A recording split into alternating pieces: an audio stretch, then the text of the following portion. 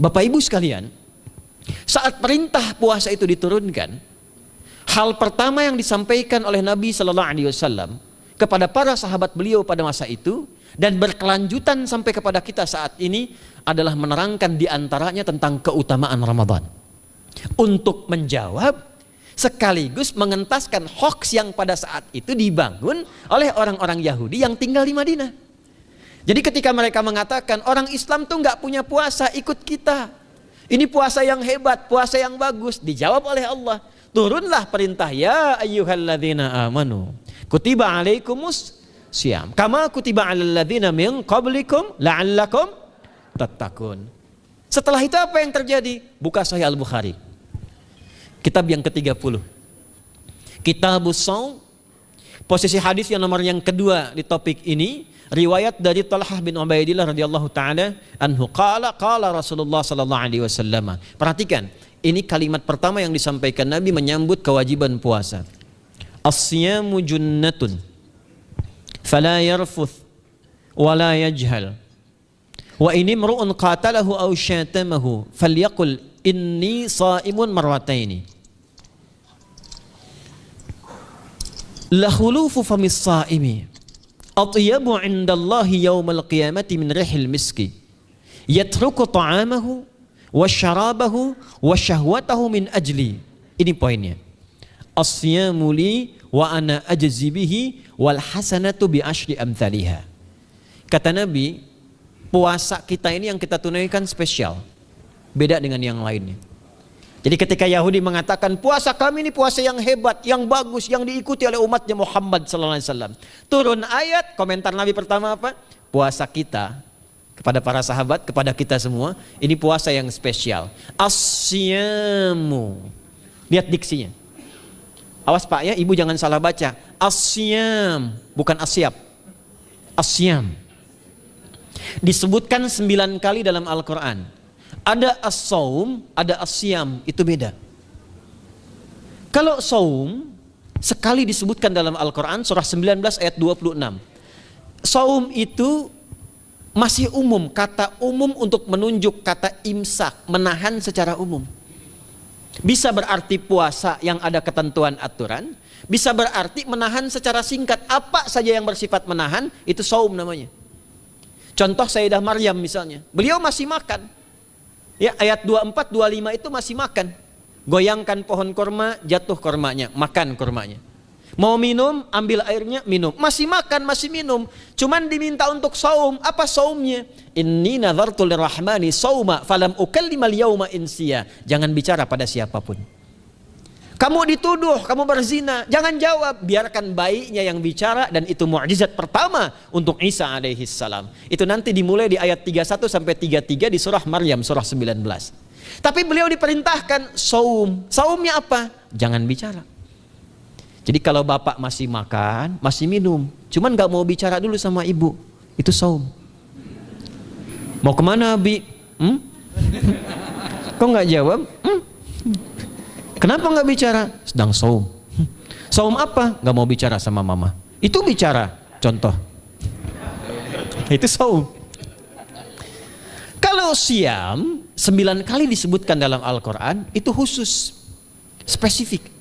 Ada aturannya, ada ketentuannya, nggak boleh sembarangan, nggak bisa kemudian seenak kita melakukannya. Ada ketentuan yang dibuatnya dan itu harus diikuti. Begitu diikuti, maka keagungan dan keistimewaan ibadah itu akan dilekatkan pada pelakunya. Dan menariknya, perintah puasa itu ketika turun ayatnya Al-Baqarah 183, kalimatnya bukan menggunakan saum tapi siyam. Ya ayyuhalladzina amanu kutiba alaikumus. Nah kata Nabi, asyamu junnatun. Kalau benar puasa kita ini kita tunaikan yang Ramadan ini, maka dia akan melahirkan satu yang tidak ditemukan pada ibadah lain, yaitu junnah.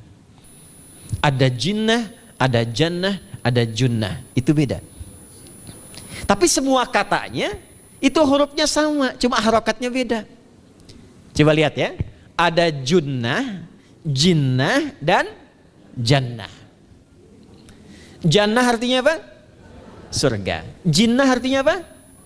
Jin. Jamak dari kata jin. Minal jinnati wan nas. Baik ya. Ada junnah.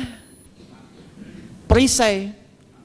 Itu ketiga-tiganya bersumber berasal dari huruf jim, nun, kemudian ta. Dalam bahasa Arab, setiap ada huruf dimulai dengan jim dan nun, itu pasti tersembunyi, gak kelihatan. Saya ulang ya.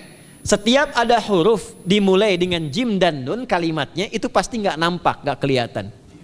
Janin, kenapa disebut janin? Karena masih tersembunyi dalam rahim ibundanya, gak kelihatan. Begitu keluar, tampak jadi bashar, jadi bayi yang terlihat. Jin, kenapa disebut dengan jin? Karena nggak nampak. Makanya fitrah jin itu Pak, Ibu, fitrahnya tersembunyi. Jadi kalau ada jin melakukan penampakan, itu jin sedang punya masalah. Betul, itu nyata. Dan yang lebih punya masalah, ada orang-orang manusia yang mencari-cari penampakan jin. Itu sedang kurang sehat itu. Ya, betul, karena jin itu dipasangkan di Al-Quran dengan ins. 18 kali pasangan ini disebutkan, itu lawannya langsung. Jadi jin tersembunyi, ins nampak. Ins itu kelihatan, makanya makhluknya tampak. Ini kalau ibu ada bapaknya pulang ke rumah sembunyi-sembunyi, itu bapak sedang menjadi? Bukan.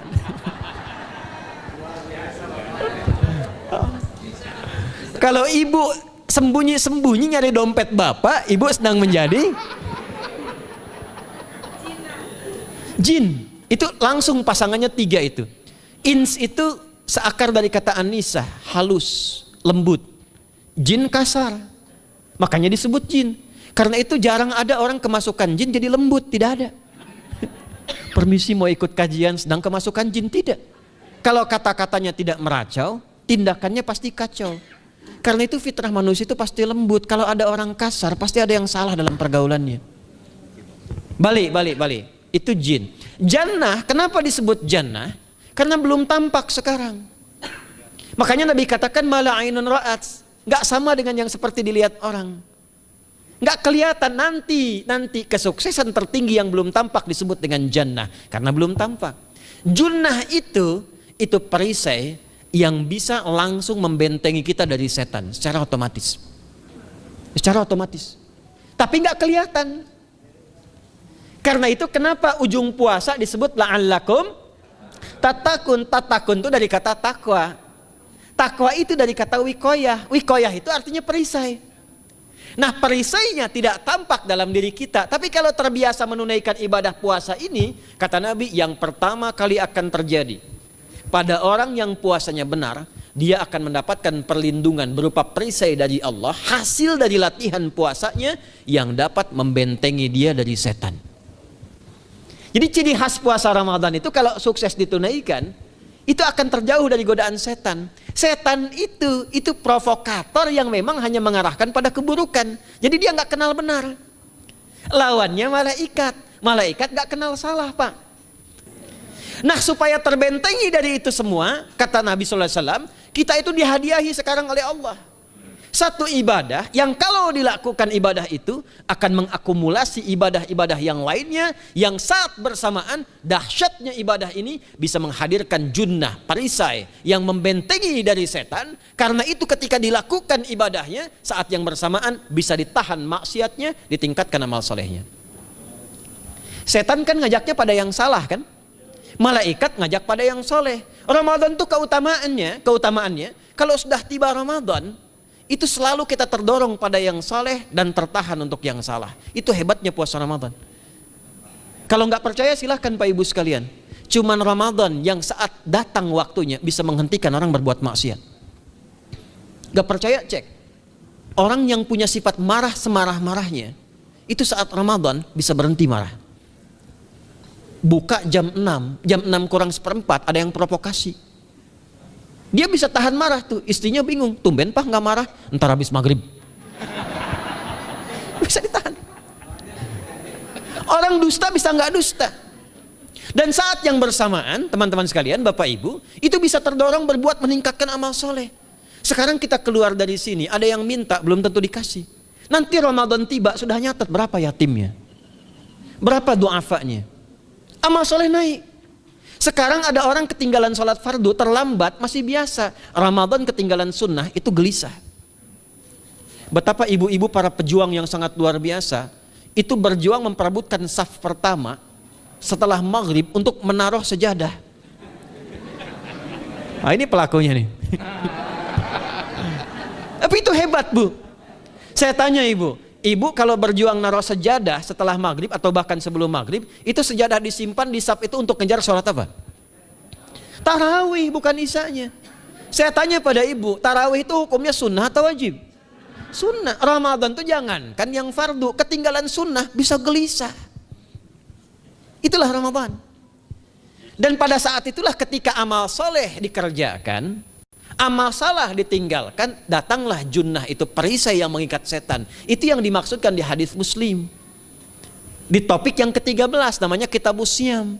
Hadis yang pertama dari sahabat Abu Hurairah. An Abi Hurairah radhiyallahu taala anhu, anin Nabi sallallahu alaihi wasallam qala, "Idza jaa Ramadhanu." Redaksi yang pertama. Redaksi yang kedua yang bintang 3 di bawahnya. "Idza kana Ramadhanu." Redaksi ketiga yang bintang 4 di bawahnya. "Idza dakhala Ramadhanu." Muhammadiyah itu harus tahu dalil. Ya. Tahu dalil tuh, ya. Idza jaa Ramadhanu, idza kana Ramadhanu, idza dakhala Ramadhanu, futtihat abwabul jannati aw abwabur rahmati. Wa ghulliqat abwabun nari aw abwabu jahannam. Wa sulsilatis syayatinu aw sufidatis syayatin. Ini maknanya. Kalau Ramadan sudah tiba, kata Nabi, maka dibukakanlah pintu-pintu surga. Para ulama berbeda pendapat dalam tafsir tentang hadis ini. Pintu-pintu surga ada yang mengatakan real dibuka. Ada yang mengatakan dengan penafsiran metafor. Pintu surga itu pintunya lewat amalan. Ada 8 pintu surga kata Nabi dalam hadis yang lain, ya. Fil jannati thamaniyatu abwabin fiha babun yusamma ar-rayanu la yadkhuluhu illa as-shaimun fa idza dakhaluhu ughliqa. Di surga itu ada 8 pintu surga. 8 itu ternyata di hadis lain pintunya semua amal soleh. Ada pintu sholat, pintu puasa namanya ar-rayyan, ada pintu sedekah, pintu zakat, pintu haji. Jadi kita itu sekarang fastabiqul khairat. Kenapa ada moto fastabiqul khairat? Itu kan diambil dari Al-Baqarah ayat 148. Siapa yang pengen memburu surga, buru di amalannya. Mungkin gak semuanya bisa dikerjakan. Kalau tidak semuanya, ambil salah satu yang paling disukai, konsisten di situ. Walikulli wijhatun huwa muwalliha. Setiap orang pasti punya kecenderungan untuk beramal. Ada yang senang puasa, ada yang senang tahajud, ada yang senang sedekah. Fastabiqul khairat, silahkan berburu, berlomba untuk mengerjakan apa yang disenangi itu. Itulah pintu surganya. Nah, saat Ramadan, semua pintu surga itu dibuka, Pak. Makanya kita senang kerjakan, sholatnya meningkat, sedekah meningkat, ngaji Quran meningkat. Saat yang bersamaan pintu neraka ditutup. Ada berapa pintu neraka? Ada berapa? Kalau pintu surga berapa tadi? 8. Hadisnya jelas, sahih dalilnya. Pintu neraka berapa? Bukan. Pilih. 6 atau 8? Yang 6 angkat tangan. Bukan 6, bukan 8, 7. Dalilnya apa? Dalilnya Quran surah Al-Hijr, surah ke-15. Ayat ke-44. Surah ke-15 Al-Hijr ayat ke-44. Neraka ada 7 pintu. Dan dalam setiap pintunya nanti ada 19 malaikat yang menjaga. Alaiha tis'ata asyar. 7 pintu ini khusus Ramadan ditutup. Dan hati-hati, nama neraka itu ada 2 nanti. Neraka yang membakar, ini mungkin jadi baru informasinya bagi sementara orang. Neraka yang membakar dan neraka yang membekukan. Jadi ada 2 sifat. Saya ulang ya, neraka yang membakar dan neraka yang membekukan. Yang membakar disebut dengan Jahannam, yang membekukan disebut dengan Zamharir namanya.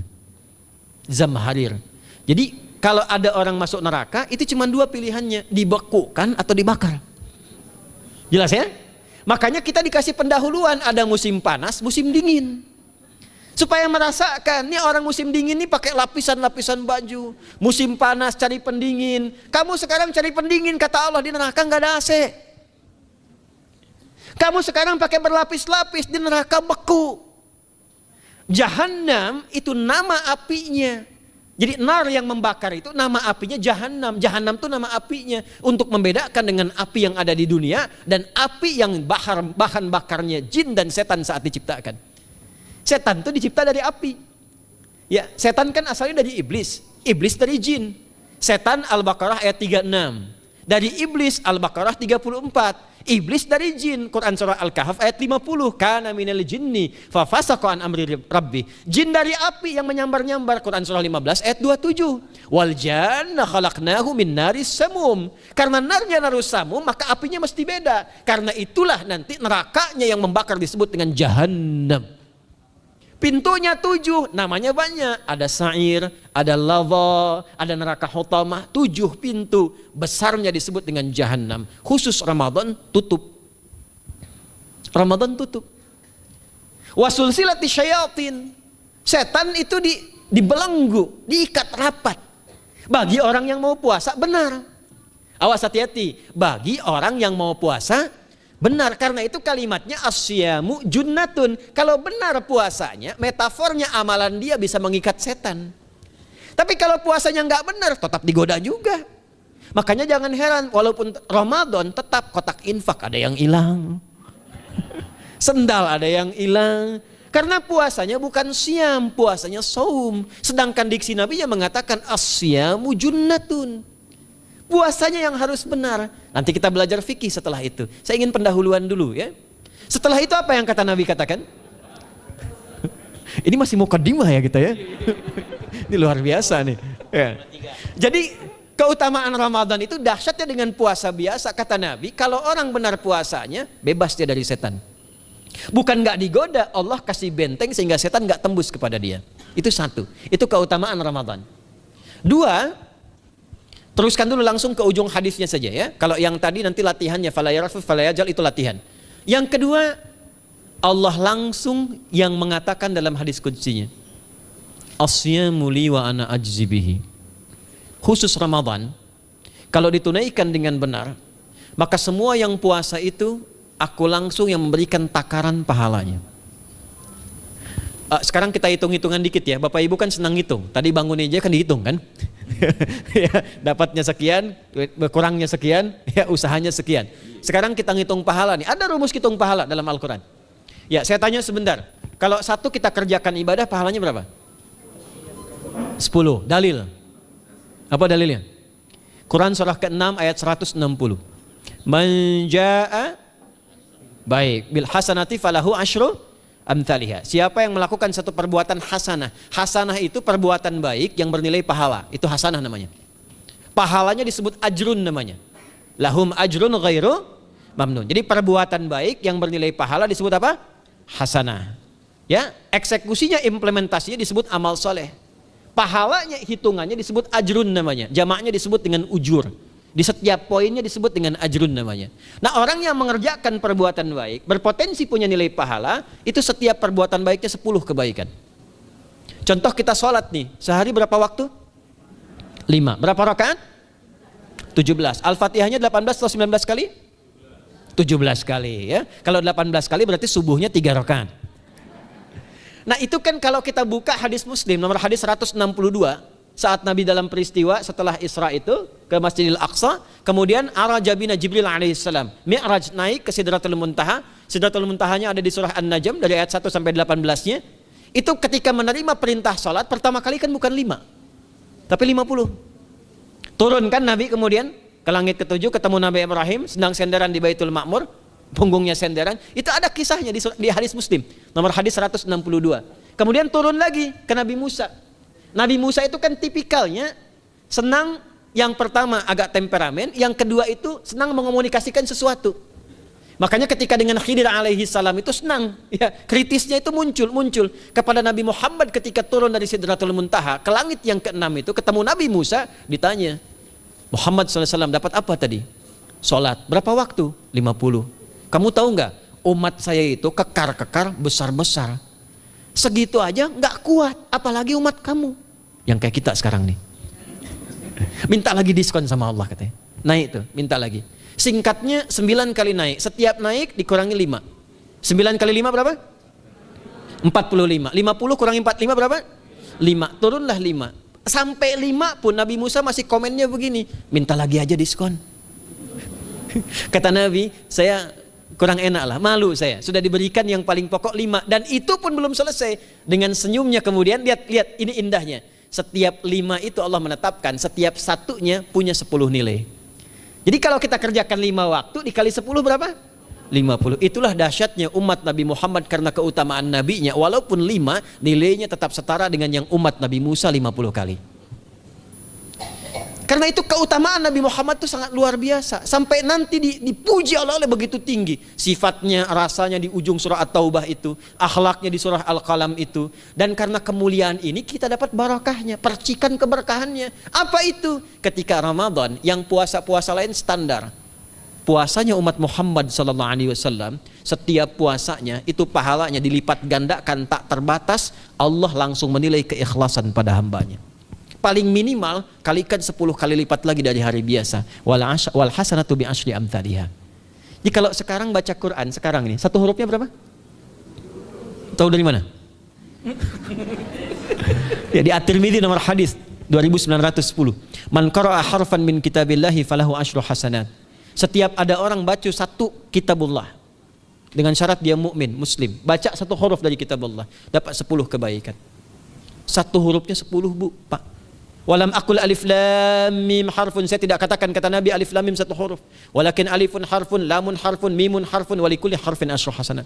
Tapi alifnya satu huruf, lamnya satu huruf, mimnya satu huruf, setiap hurufnya 10 kebaikan.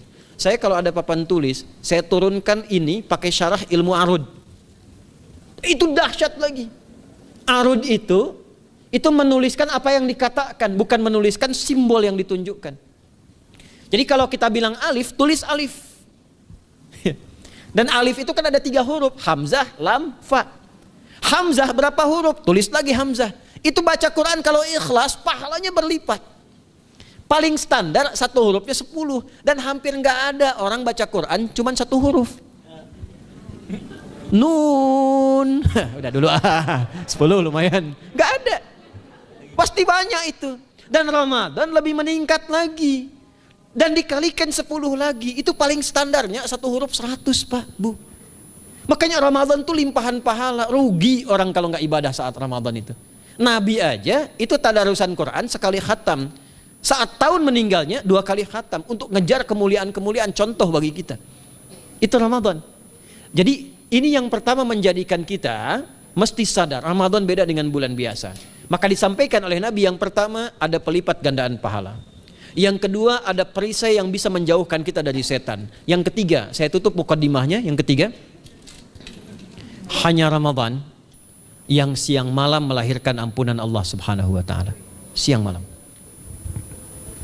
Kita kalau mau nyari ampunan itu bisa kapanpun minta ampun. Tapi ada waktu-waktu yang sangat strategis dan tempat-tempat yang sangat efektif mempercepat mengabulkan doa. Contoh waktu misal sepertiga malam. Itu cepat terkabul doa, hadisnya qudsi. Di antara azan dan iqamah. Waktu singkat di waktu Jumat, ada yang menafsirkan antara duduk khutbah, 1 dan 2, ada yang menafsirkan waktu asar menjelang ke maghrib. Dan itu nanti sepeninggal Nabi ada di antara istri Nabi SAW memburu waktu singkat yang luar biasa ini untuk berdoa. Hafal doanya ya. Allahumma qfina bihalalika an haramik wa aghdina bi ta'atika an ma'siyatik wa bi fadlika amman siwak. Itu dibiasakan di hari Jumat dibacakan. Ya, hafal nggak? Nah, nanti diputar lagi videonya ya, kan ini kita sampai ini lihat lagi. Ya, kembalikan. Ada yang sifatnya tempat. Mihrab itu mustajab. Makanya kenapa imam itu di mihrab? Karena mewakili makmum untuk berdoa. Karena itu pilih imam yang betul-betul paham fikih salat, bagus bacaannya dan ngerti fikih salat supaya dia sebelum salat melihat ke belakang. Itu bukan cuma merapatkan barisan, tidak, untuk melihat siapa yang salat. Apakah tahan berdiri lama kalau dibacakan bacaan panjang? Atau ada yang buru-buru? Lalu bacaannya apa yang sesuai untuk makmumnya? Itu fikihnya. Karena itu tempatnya di mihrab, dan mihrab itu viral, tempat yang cepat mengabulkan doa. Maryam itu punya mihrab. Nabi Zakaria saat minta keturunan itu mohon kepada Allah di mihrabnya Maryam. Ali Imran ayat 38 sampai 39. Hunalika da'a Zakaria rabbah qala rabbi habli min ladunka dzurriyyatan thayyibah innaka sami'ud du'a. Fanadatul malaikatu wa huwa qa'imun yusalli fil mihrab. Cepat terkabul doa. Masjid cepat terkabul doa. Tapi Ramadan itu menggabungkan semuanya. Enggak usah tunggu sepertiga malam. Siangnya diampuni, malamnya diampuni. Apa dalilnya? untuk malam lekat dengan ibadah qiyam namanya. Man qama ramadhana imanan wahtisaban ghufira lahu ma taqaddama min. Siapa yang mampu menghidupkan Ramadan di malam harinya. Dan jangan salah Bapak Ibu sekalian, awas jangan salah ya. Ramadan itu satu paket ibadahnya. Bukan cuma puasa. Ramadan satu paket, ada paket siang, ada paket malam, dan nggak ada paket hemat. Full, ada siang, ada malam, dan itu semua sama, cuman beda satu huruf. Hadisnya sama, ibadahnya juga diksinya sama, cuman beda sehuruf. Malamnya qiyam, siangnya siam. Awas ya, malamnya apa? Qiyam, siangnya apa? Siam. Cuman beda satu huruf, dan itu satu paket. Jadi kalau Anda tertinggal, jangan Anda lah, jangan kita. Kalau ada orang yang tidak mengerjakan semalam, misalnya qiyamnya, cuman siamnya, sah puasanya, benar sesuai rukun, sah. Cuman tidak sempurna keutamaan Ramadannya. Karena itu Allah mengatakan kalau sedang puasa, sempurnakan dengan ibadah malamnya. Itu ada di Al-Baqarah ayat 187. Tsumma atimmus siyama ilal lail. Muqaddimatul lail, maghribnya untuk puasa, lail atasnya untuk qiyam. Orang yang mampu menghidupkan ibadah malam, jangan salah ya, nanti kita mulai puasa, insya Allah yang pertama dimulai ibadah malam, qiyam, bukan siam. Jadi jangan terlampau soleh, puasanya nanti nunggu fajar. Malam itu qiyam. Nah qiyam ini ada potensi ampunan dosa Pak Bu. Jadi kalau kita manfaatkan ibadah ini dengan benar, misal ya, kita kan nggak tahu ajal nih. Tiba kemudian kita manfaatkan qiyam bangun, ditunaikan dengan benar, itu Masya Allah. Meninggal misal dalam sujud, itu jaminannya, ghufira lahu ma taqaddama min dzambi. Siapa yang benar ibadah qiyamnya, sampai detik itu, ditunaikan karena imannya, ikhlas karena Allah, saat bersamaan dia introspeksi diri, begitu dia tunaikan, misal dia meninggal, misal saja, semua dosa-dosa yang pernah dia tunaikan diampuni pada saat itu. Ma itu tanpa batas. Ma taqaddama min dzambi, ma semua yang pernah dia kerjakan dalam hidupnya. Karena itu viral, Sayyidah Aisyah itu pernah minta petunjuk pada Nabi di hadis Muslim. Bertanya pada Rasulullah, ya Rasulullah, kalau malamnya saya pengen ibadah dan qadar Allah bertepatan dengan malam Al-Qadar, apa yang saya minta? Itu sampai diajarkan oleh Nabi doanya, dan doanya sahih. Di At-Tirmidzi dikuatkan lagi dengan lebih lengkap redaksinya. Kata Nabi, kalau engkau bersamaan dengan itu malam hari bangun, bersamaan, faquli, katakanlah, Allahumma innaka afuwun karim tuhibbul afwa fa'fu anni. Nanti di hadis yang Muslim, Allahumma innaka afuwun, di At-Tirmidzi ada kata karimnya, innaka afuwun karim tuhibbul afwa fa'fu anni. Itu malam Bu. Biasanya nunggu sepertiga malam, waktu sahar. Ya, jadi waktu sahar itu waktu singkat menjelang fajar. Kalau subuh sekarang 4:08, itu kira-kira sahar tuh jam setengah 4 lah, ya, 3:30 sampai jam 4 itu namanya sahar, bukan lail. Kalau lail dari ba'da isya sampai sahar. Sekarang isya setengah 8 misalnya, jam 8 tuh sampai setengah 4 namanya lail. Jelas ya? Lail tuh malam, jamaknya layali. Turunannya lela, lili, lala itu malam. Ya, ibu leli, ibu malam-malam gitu ya. Gitu. Nah itu waktu menjelang fajar setelah lail sahar, jamaknya ashar. Ashar itu disampaikan di Al-Quran, waktu terbaik untuk istighfar. Quran surah 51 ayat 18. Wabil ashari hum yastaghfirun. Yang biasa istighfar berpeluang dapat ridho Allah dan disiapkan surga terbaik, melebihi kemewahan dunia. Itu ada di ayat ke-16, 17, 18. Ya, dari ayat 15-nya, 16-nya, 17-nya adalah untuk yang saharnya, 16-nya itu kalimatnya. Ya, 16-nya yang dengan mengatakan Rabbana amanna faghfir lana dzunubana wa qina adzabannar. Ayat 17-nya as-sabirina was-sadiqina wal qanitina wal munfiqina wal mustaghfirina bil ashar. Itu hari biasa seperti sekarang. Ramadan dari ba'da isya sampai terus lagi sampai masuk waktu fajar, siangnya pun masih ada ampunan Allah. Man shoma ramadhana imanan wahtisaban ghufira lahu ma taqaddama min. Saya tanya sekarang, siapa yang enggak punya dosa boleh angkat tangan? Yang dosanya banyak boleh angkat tangan. Tuh, saking banyaknya kita nggak bisa ngangkat. Sekarang rubah kalimatnya. Yang ingin masuk surga angkat tangan. Insyaallah. Yang ingin surga Firdaus angkat tangan. Tuh. Maka ironi itu tampak dalam perilaku kita. pengen ke surga, tingkatan Firdaus, tapi ngaku dosa banyak. Itu dia. Maka Allah punya sifat Rahman dan Rahim. Rahman untuk dunia, Rahim untuk akhirat. Maka diberikanlah kesempatan Ramadan untuk menggugurkan semua dosa itu. Karena itulah Bapak Ibu sekalian, penting kita menyiapkan, karena nunggu Ramadan itu nggak mudah. Dan nggak semua orang itu akan sampai kepada momen yang dimaksudkan. Karena itulah malaikat Jibril itu langsung komen. Ya, jadi ada dua riwayat nih. Nabi yang berdoa, malaikat yang mengaminkan. Ada malaikat yang berdoa, Nabi yang mengaminkan. Jadi Nabi akan naik memberikan tausiah di mimbarnya. Mimbar Nabi itu ada 3 gundakan. Begitu naik ke gundakan pertama, ada 3 gundakan. Lalu tibalah kemudian beliau bersabda. Ada riwayat Nabi yang berkata, malaikat mengaminkan. Ada riwayat sebaliknya, malaikat yang berkata, Nabi mengaminkan. Raghima anfu rajulin. Awas, hati-hati nih. Raghima anfu rajulin liman adraka ramadhana falam yughfar lahu. Terhina di hadapan Allah Subhanahu wa taala. Kotor dirinya. Bu'dan, jauh dari rahmat Allah. Liman adraka ramadhana, siapa yang sudah disampaikan ke bulan Ramadan falam yughfar lahu, tapi tak mampu mendapat ampunan Allah Subhanahu wa taala. Karena itulah saya ingin cepat. Satu, kenapa Ramadan istimewa? Karena ada ampunan Allah yang sangat luar biasa. Kenapa Ramadan istimewa? Karena ada pelipat gandaan pahala. Kenapa Ramadan istimewa? Karena ada peluang untuk menjauhkan dari setan. Dan yang terakhir, Ramadan istimewa karena semua waktu siang dan malam mempercepat terkabulnya doa. Itu yang dijamin di ayat 186 dalam rangkaian ayat Siyam dari ayat 183 sampai 187. Ayat 186-nya khusus untuk mempercepat terkabulnya doa. Wa idza sa'alaka 'ibadi 'anni fa inni qarib. Ujibu da'watad da'i idza da'an. Falyastajibu li wal yu'minu bi la'allahum yarshudun. Tafsirnya apa? Hadis Nabi sallallahu alaihi wasallam. Thalathatun la turaddu da'watuhum.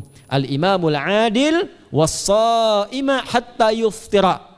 Wa da'watul mazlum. 3 golongan yang doanya sulit sekali ditolak. Yang pertama imam yang adil, yang kedua adalah orang puasa sampai berbuka, dan ketiga doa orang yang terzalimi. Jadi kalau Bapak Ibu pengen cepat dikabulkan doanya secepat kilat, maka jadilah pemimpin yang adil. Kalau belum mampu, latihan puasa. Kalau belum mampu lagi, banyak-banyak terzalimi dan berdoa.